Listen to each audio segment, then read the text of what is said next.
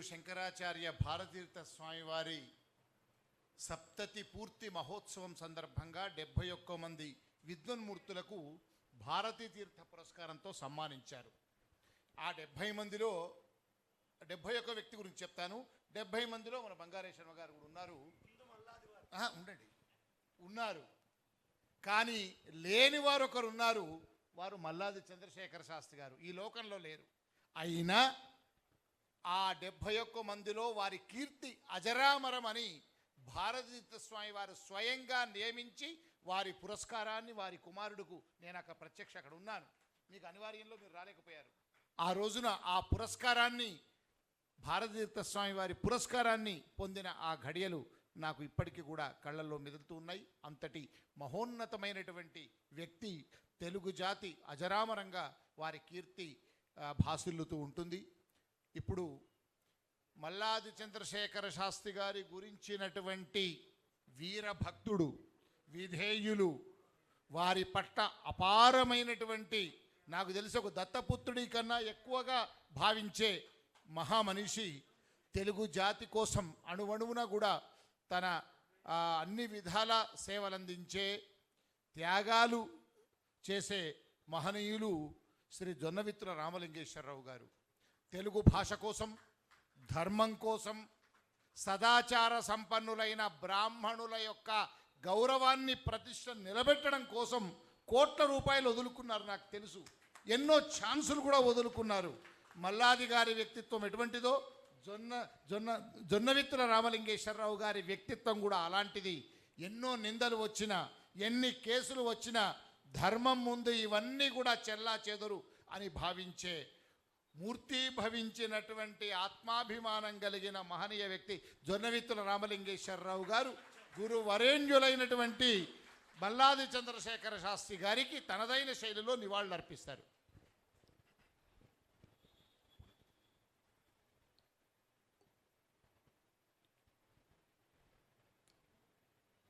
బ్రహ్మశ్రీ మల్లాది చంద్రశేఖర శాస్త్రి గారి శత జయంత్యోత్సవ సభలో ఆసీనులైన విద్వన్మణులు, మహనీయులు అందరికీ నా హృదయపూర్వకమైన నమస్కారం. ఇప్పుడు దర్శనం శర్మ గారు నాకేం చెప్పారంటే, మీకేమీ సమయ నియమం లేదు, ఎంతసేపు పడితే అంతసేపు మాట్లాడండి అన్నారు. ఇక మీ అదృష్టం. జొన్నవిత్తుల రామలింగన్న నేను, జొన్నవిత్తుల రామలింగన్న బుధుడ, చంద్రశేఖర శాస్త్రి వాత్సల్యధనుడ, క్లుప్త సమధికోపన్యాస కోవిదుండ, క్లుప్త సమధికోపన్యాస కోవిదుండ, ఒట్టు ముగియింతు తల బొప్పి కట్టకుండా.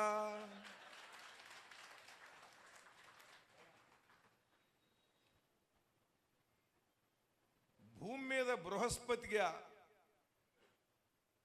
నేను నా జీవితంలో దర్శించినటువంటి ఒకే ఒక్క ఋషితుల్యులు, ఋషికక్షలో జీవనాన్ని సాగించినటువంటి మహాత్ములు మల్లాది చంద్రశేఖర శాస్త్రి గారు. ఋష్యాశ్రమాల్లో ఉండే ఋషులు ఎలా ఉంటారో మనకి తెలియదు. ఈ ఆధునిక జీవనంలో ఆయన జీవనాన్ని గడిపారు. 1985-86 ప్రాంతంలో 40 సంవత్సరాల క్రితం మద్రాసులో నేను వేదభాస్కర్ అనే ఒక యోగా మాస్టర్, నాకు బాగా ఆత్మీయుడైన, ఇద్దరం రూమ్మేట్స్గా ఉండేవాళ్ళం. ఆ 86వ సంవత్సరం 85 అప్పుడు మల్లాది చంద్రశేఖర శాస్త్రి గారిని, గురువు గారిని ప్యారిస్లో సెట్టియార్లు మాకు భారతం 18 రోజులు చెప్పాలి అని పిలిచారు. అక్కడ బస అది ఏర్పాటు చేశారు. ఆయనకి అన్ని రకాల వసతులు ఉన్నాయి. మీ బస నాకు అక్కర్లేదు, నా శిష్యుడు ఉన్నాడు కోడంబాకంలో, నేను అతనితో ఉంటాను అని చెప్పి మా రూమ్లో వచ్చి ఉన్నారండి 18 రోజులు. ఆయనకున్న శిష్య వాత్సల్యం ఎటువంటిది అనేది, అది ఒక చిన్న వంటగది, ఒక హాలు, ముందు ఇంకొక గది ఉంటుంది. దీంట్లో కూర్చుని అసలు ఆవకాయ అంటే ఏమిటి, ఆవకాయ ఎలా పెట్టాలి, తినటం ఎలా మొదలెట్టాలి, ఎలా కలపాలి, దానికన్నీ కూడా శాస్త్రం ఉంది. అదంతా కూడా అవన్నీ విద్యలు. అవన్నీ కూడా ఆయన చెబుతూ అద్భుతంగా తెనాలి రామకృష్ణుడి పద్యాలన్నీ కూడా వినిపిస్తూ అద్భుతమైనటువంటి జోకులు, అద్భుతమైన చమత్కారం, మామూలు చమత్కారం కాదు. అప్పట్లో ఆయన కిళ్ళి వేసేవారు, మంచి కిళ్ళి. ఆ కిళ్ళీలు ఎక్కడ ఎక్కడ కిళ్ళీలు ఉంటాయని అడిగితే ఆ కిళ్ళీలు తీసుకుని ఆయన సాయంత్రం 4 గంటలకి బయలుదేరి అక్కడికి వెళ్ళి కారు వచ్చేది, వెళ్ళేవారు. మళ్ళీ తర్వాత వచ్చి మళ్ళీ మాతో మాట్లాడి అక్కడ ఉపన్యాసం అయిన తర్వాత మళ్ళీ పద్యాలు, పాటలు, శ్లోకాలు. ఆ 18 రోజులు నేను ఆయనకి అక్కడ శిష్యరికం చేశానండి ప్రధానంగా. అది నా జీవితంలో అద్భుతమైనటువంటి ఘట్టం, గొప్ప మలుపు తిప్పింది. ఎందుకంటే మహనీయుల యొక్క సాంగత్యం వల్ల వాళ్ళ యొక్క మహోన్నతమైనటువంటి ఆ దృక్కోణం, వాళ్ళ వ్యవహార శైలి తెలుస్తుంది. తెలిసిన తర్వాత వ్యక్తి చిన్నవాడైనా సరే, వయస్సు చిన్నదైనా సరే, మన భావం విస్తృతం అవుతుంది. మన భావానికి ఒక దివ్యత్వము, శక్తి, ఇవన్నీ కూడా ప్రసారం అవుతాయి. అందుకని మహానుభావుల సాంగత్యం చాలా అవసరం. నా అదృష్టం ఏమిటంటే తర్క వేదాంత సమ్రాట్ మహామహోపాధ్యాయ శ్రీ మద్దులపల్లి మాణిక్య శాస్త్రి గారు, వారు నాకు లక్ష్మీ గణపతి మంత్రోపదేశం చేసినటువంటి మంత్ర గురువులు. వారు వీరికి గురువులు, మల్లాది చంద్రశేఖర శాస్త్రి గారికి. అది కూడా నాకు సతీర్థుడు. ఆయనకి మనకి ఎలా ఉంటుందంటే, ఆయన నేను సతీర్థుడిని ఏమిటండి, ఎలా ఉంటుందంటే విశ్వనాథ సత్యనారాయణ గారితో ఒకటి వెళ్ళి, గురువుగారు మేము చాలా అదృష్టవంతులం అండి అన్నట్ట. ఎందుకురా అని ఆయన అడిగాడు. ఏం లేదండి, మేము మీకు సమకాలికులం అన్నాడు. నీ బొంద, నువ్వు నాకు సమకాలికుడు ఏమిట్రా? నేనున్న పుట్టిన ఈ కాలంలో అనేక మంది జనులు పుట్టారు, వాళ్ళందరూ నాకు సమకాలికులు ఎట్లా అవుతారా? నువ్వేదన్నా సాధించి ఏదన్నా ఒక అద్భుతమైనటువంటి కవిత్వం రాశావా, లేకపోతే ఏదన్నా అద్భుతంగా సంగీతంలో ఏమన్నా కృషి చేశావా, ఏదన్నా చేస్తే ఆయన సమకాలికుడు అంటారు. ఇట్లాంటి పిచ్చి మాటలు మాట్లాడకని ఆయన మందలించారట. అలా ఆయనకి నేను సతీర్థుడిని ఏమిటండి? దీన్నే సాక్ష్యోపన్యాసాల్లో పానుగంటి లక్ష్మీనరసింహం గారు అన్నారు, ఇంద్రధనస్సు వంకరే కుక్కతోకయు వంకరే అని వాడికి ఎవడేమి చెప్పగలడు అని. ఈయనకి శిష్యుడు, నేను ఆయనకి శిష్యుడు. అంటే ఆయన ఏదో నా మీద దయతో వృద్ధిలోకి వస్తాడు ఇతను అని ఆయన నన్ను పిలిచి నాకేదో లక్ష్మీ గణపతి మంత్రోపదేశం చేశారు. అంతే, అది నా భాగ్యం తప్ప ఇది చెప్పుకుంటానికి పనికొచ్చేవే కానీ సాటివాడినిగా చెప్పుకునేందుకు పనికొచ్చేవి. అదేలేండి. ఇలా కూర్చుంటే ఎన్ని విషయాలు చెప్పేవారండి. నేను అప్పట్లో రాసినటువంటి ఒక పద్యం సరదాగా నేను బాలమురళి గారిని, ఈయన్ని, సిఎస్ఆర్ గారిని సరదాగా అనుకరించేవాడిని. నాకు అదొక కొంటితనం, కుర్రవాళ్ళల్లో ఉండే ఒక ఉత్సాహం ఉంటుంది. అది నాకు బాగా సిఎస్ఆర్ వాయస్సు, ఈయన వాయస్సు, బాలమురళి గారు ఇవి బాగా ఇష్టం. అలా నేను రాసిన వినాయకుడి మీద అప్పట్లో రాసిన పద్యం ఈయనలాగా చదివి వినిపించా. వినిపిస్తే దారిలోనే ఉన్నావయ్యా. అలాగే ఆయన చిన్నప్పుడు ఆయనకి నాటకాలు వేయాలని అనిపించేదిటండి, పౌరాణిక నాటకాలు.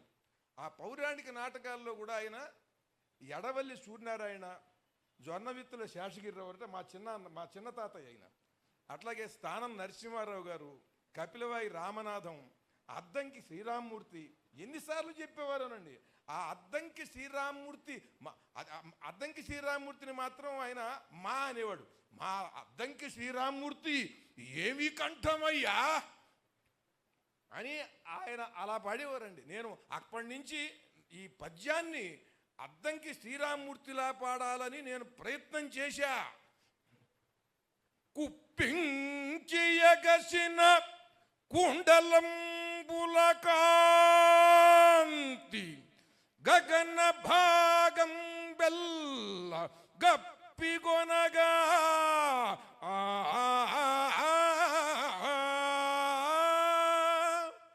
ఉరికిన నోర్వక ఉదరంబునందున్న ఉరికిన ఓర్వక ఉదరంబునందున్న జగముల వ్రేగుణ జగతి కదలా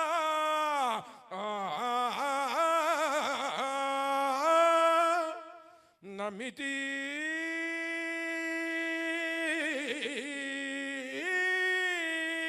నమ్మితి నాలావు నగుబాటు చేయకు మన్నిం దింపుమని క్రీడి మరల దిగువా.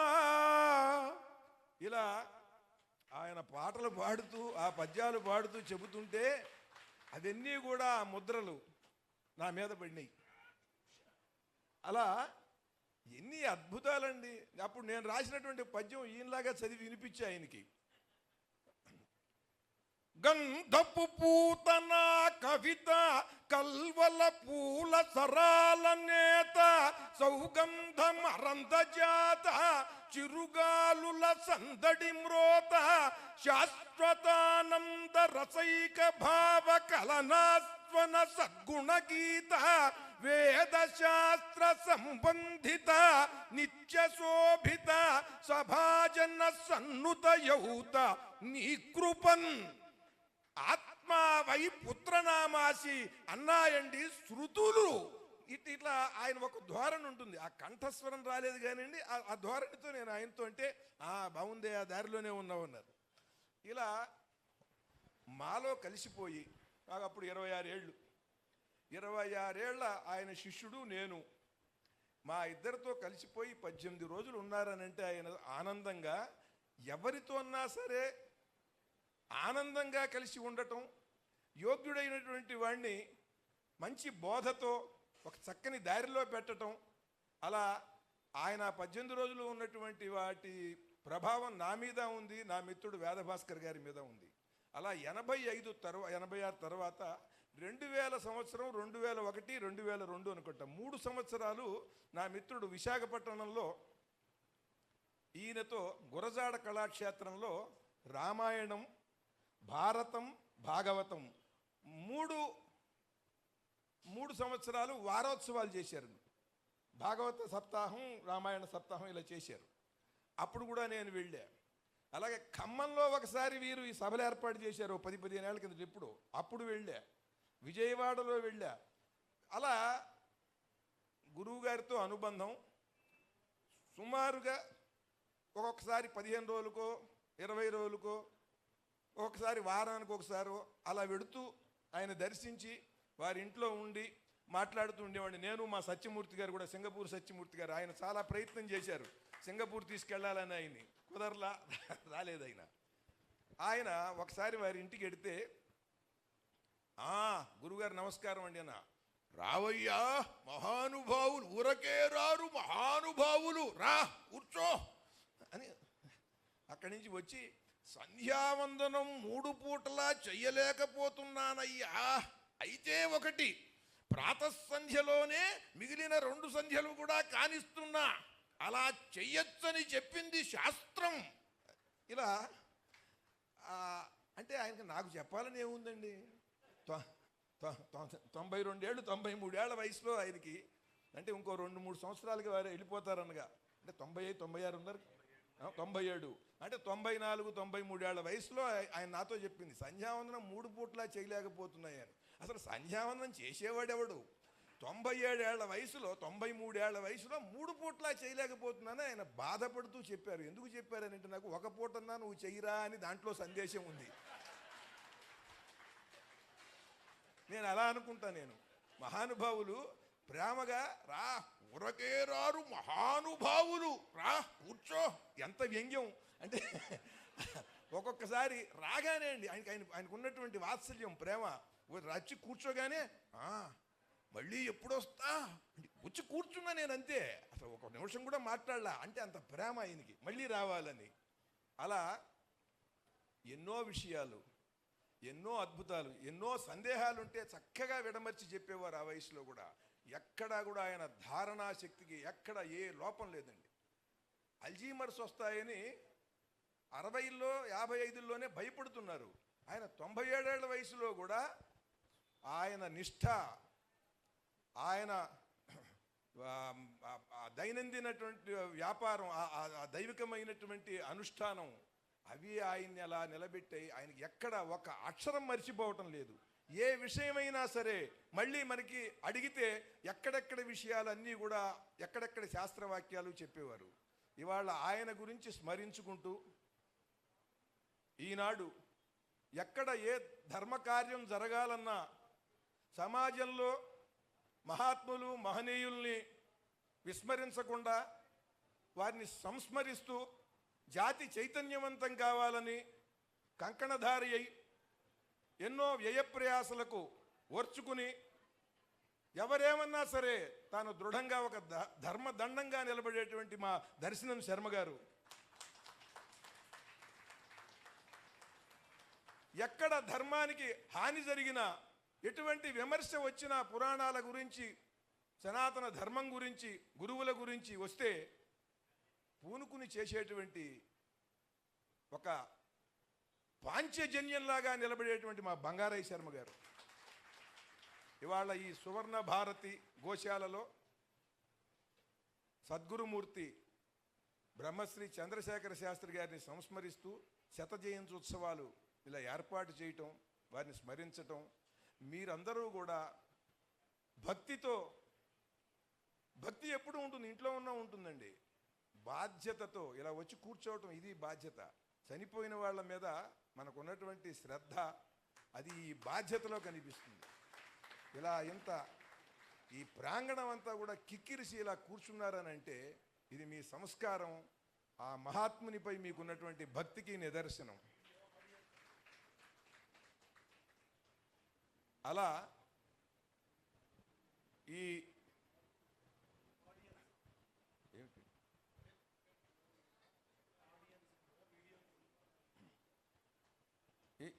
ఈ సందర్భంగా వారింటికి వెళ్ళినప్పుడు ఎన్నెన్నో అద్భుతమైనటువంటి బోధలు చేసేవారు. వారి శ్రీమతి గారు, అమ్మగారు సీతారామ ప్రసన్నమ్మ గారు కదండి, ఆవిడ ఎప్పుడూ కూడా పేరుకు తగినట్టుగా అంత ప్రసన్నంగా నిండుగా నవ్వుతూ అంత వాత్సల్యమూర్తి ఆవిడ కూడా.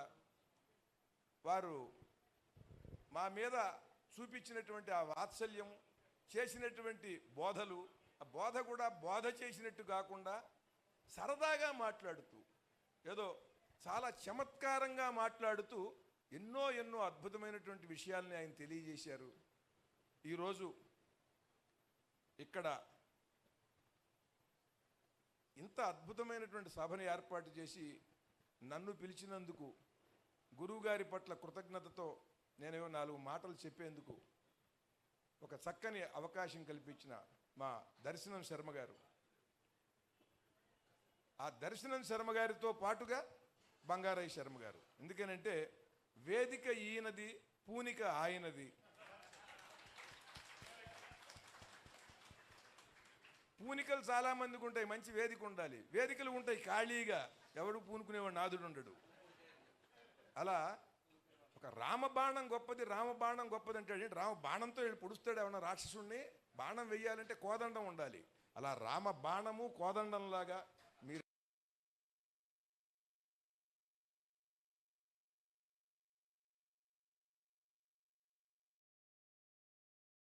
పిల్లలు మా అందరి పట్ల కూడా ఎంతో ప్రేమతో ఒక బంధువులాగా చూస్తారు. ఆ గురువు గారి నుంచి ఆ వాత్సల్యం అమ్మగారి నుంచి అలా వీరి కుటుంబం నుంచి మాకు అందుతున్నది. దానికి హృదయపూర్వకంగా మల్లాది వారి కుటుంబానికి హృదయపూర్వకంగా నేను నమస్కరిస్తూ, ఇంత అద్భుతమైనటువంటి ఈ కార్యక్రమంలో పాల్గొన్న మిమ్మల్ని కూడా అభినందిస్తున్నాను. ఎందుకనంటే యజ్ఞం చేసి అద్భుతంగా గుండిగలతో గోక్షీరంతో ప్రసాదం చేస్తే తినేవాడు ఉండాలి కదండి. ఏం చేస్తారు ఆ ప్రసాదం అంతా? కనుక మీరందరూ కూడా ఆ ప్రసాదాన్ని అందుకుంటానికి పక్షి తీర్థంలో పక్షిలాగా సమయానికి వచ్చారు మీరు. అయ్యా, మధ్యలో చిన్న ఇబ్బంది మీకు. అది ధర్మోదకాల సమయంలో గురువు గారి మీద పద్యం చెప్పారు. అవును, అది చెప్పి ముగిద్దు. ఇప్పుడు అదే నేను అడిగా. కొన్ని ఇట్లాంటివి చేస్తూ ఉంటాను. నేను ఇట్లాంటివి చేయను, నా చేత భగవంతుడు చేయిస్తూ ఉంటాడు, గురువుగారి ఆశీస్సులు. ఈయన ధర్మోదకాల సమయంలో వెళ్ళా నేను. మేమిద్దరం అక్కడే ఉన్నాం, అప్పుడు కలిసి వెళ్ళాం. నిర్యాణం రోజు వచ్చాను. అది ధర్మోదకాల సమయంలో వెళితే కూర్చొని ధర్మోదకాలు వదులుతున్నప్పుడు నాకు ఏదో అనిపించి ఏదో గుర్తులేదు కానివ్వండి, చాలా నేను ధర్మోదకాలు వాళ్ళు తరించడానికి వదులుతారు, నేను వదిలే ధర్మోదకాలు స్వీకరించి నన్ను తరింపజేయండి అని పద్యం చెప్పాను నేను. తెలుగు సాహిత్య చరిత్రలో ఏ కవి ఎవరిపైనా కూడా ధర్మోదకాల సమయంలో ఒక పద్యం చెప్పలా. ఆసుగా పద్యాలు చెప్పేవాళ్ళు 100 మంది ఉన్నారు. 100 మంది ఆసుగా పద్యాలు చెప్తారు. అది సమయమా కాదా అని చూస్తారు. పెళ్ళికైతే వెళ్ళి ఆశీర్వదిస్తూ ఓ పద్యం చెప్తాడు.